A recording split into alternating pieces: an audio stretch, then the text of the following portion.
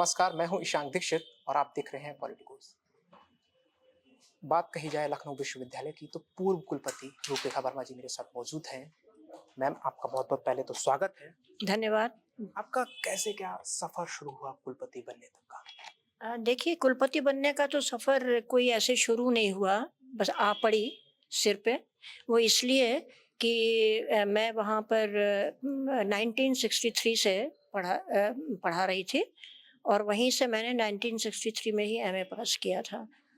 और मैं बीच में एक वक़्त ऐसा आया 1998 में, जबकि कोई भी ड्यूली अपॉइंटेड वाइस चांसलर कुर्सी पर नहीं थे और वाइस चांसलर का चयन करने के लिए जो एक पूरी प्रक्रिया होती है, चांसलर यानी गवर्नर जो एक्स ऑफिशियो चांसलर होते हैं उनकी तरफ से, तो इसलिए जो नियम यूनिवर्सिटी का है वो ये कि अगर सही प्रक्रिया से चुनाव वीसी चुनने की प्रक्रिया पूरी नहीं हो पाई है, तो पूरी यूनिवर्सिटी में सभी फैकल्टीज़ में मिला के जो टीचर सबसे सीनियर होगा, उसको सही प्रक्रिया से चुनाव होने तक एक कार्यवाहक वाइस चांसलर बनाया जा सकता है। तो उस समय मैं सबसे सीनियर थी, सारी फैकल्टीज़ में मिला के, तो मुझसे कहा गया था कि मैं कार्यवाहक वाइस चांसलर के रूप में काम करूं।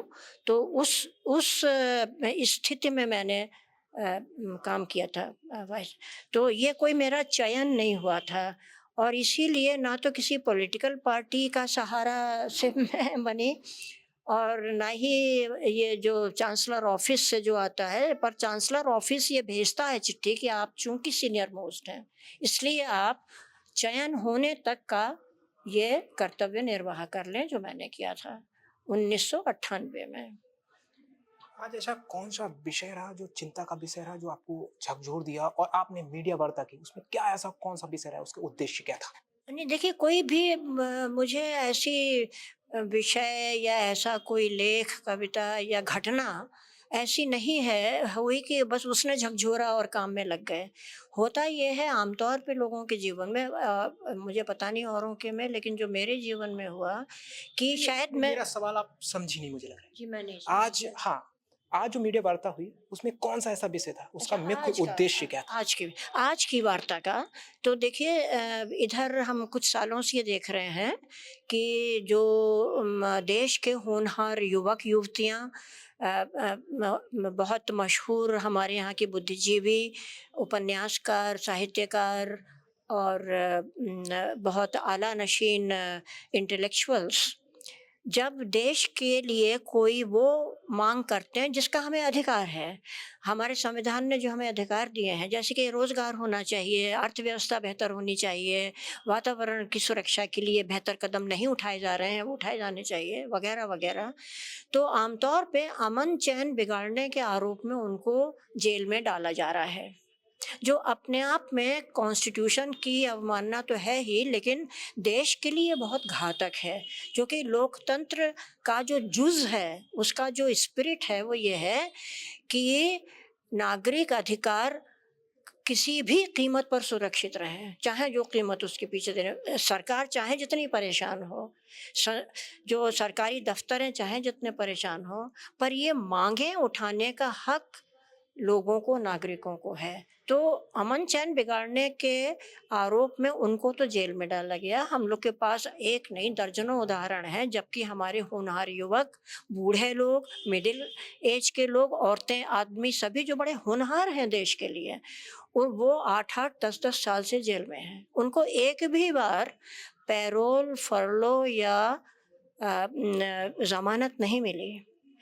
दूसरी तरफ हम ये देखते हैं कि जितने अपराधी हैं, ख़ास तौर से बलात्कार के अपराधी, इतनी आसानी से बार-बार छोड़े जा रहे हैं। बिल्किस बानो का केस है ही, बाद में उस पर एक्शन भी लिया गया, लेकिन उसके अलावा दर्जनों ऐसे हैं जिनको बार-बार पैरोल और फरलो मिल रहा है, जो प्रशासकीय स्तर पर मिल जाता है सरकार के कहने पर।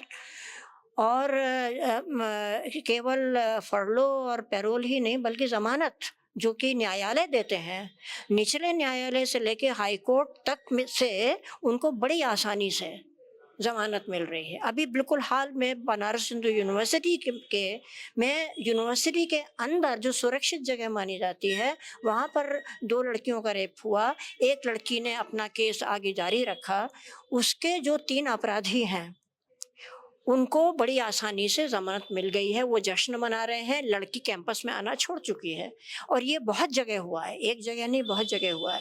ये हिंदुस्तान का एक बहुत बदसूरत चेहरा हमारे सामने पेश करता है। हम नागरिकों के लिए एक बहुत डरावना चेहरा देश का पेश करता है और ख़ास तौर से हम औरतें, लड़कियाँ बहुत परेशान और डर में हम लोग जी रहे हैं, क्योंकि हमें नहीं पता कब हमारी इज्जत कोई ले ले।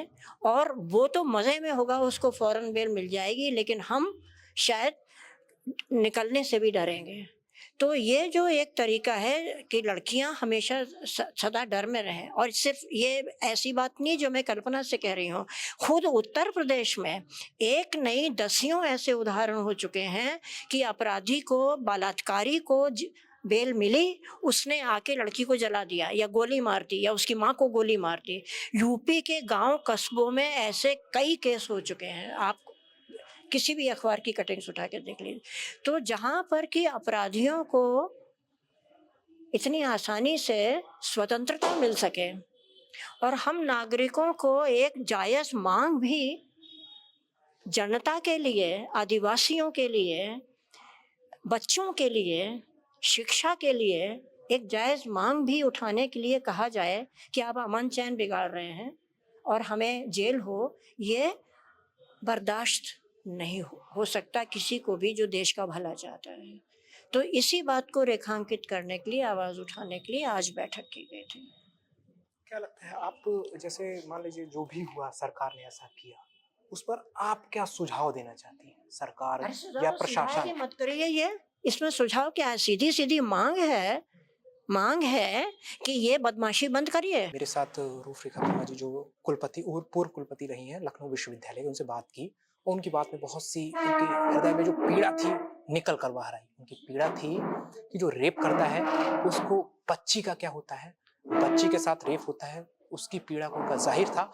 बच्ची के साथ उसका तो इज्जत गिर जाता है, लेकिन जो आरोपी होते हैं उनको छोड़ दिया जाता है। उसके बाद वे बच्ची को गोली मार देते हैं, जला देते हैं, कुछ भी ऐसी उनकी पीड़ा थी और उनका इस पर सख्त निर्देश होने चाहिए, शासन प्रशासन मजबूती से काम करे, ऐसी उनकी पीड़ा थी। उनका एक सुझाव था कि प्रशासन और शासन मजबूती से काम नहीं कर रहा है। हालांकि ऐसी पीड़ाएं बहुत पूरे देश में बनी हुई हैं, जो कि कहीं भी कुछ भी रेप होता है और अभी मुख्य रूप से छूट जाता है।